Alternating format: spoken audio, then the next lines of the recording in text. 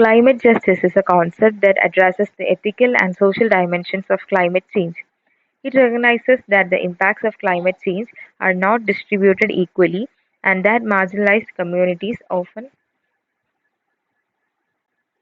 the least responsible for greenhouse emissions, are disproportionately affected.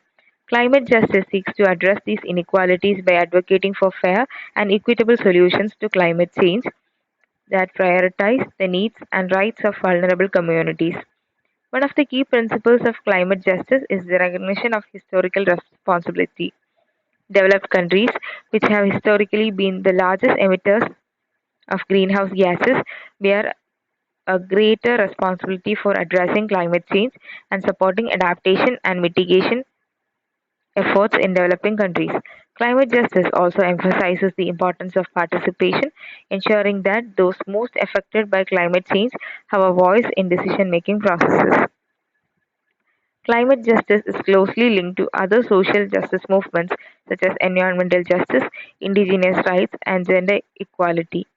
It recognizes that issues of race, class, and gender intersect with environmental issues and must be addressed together.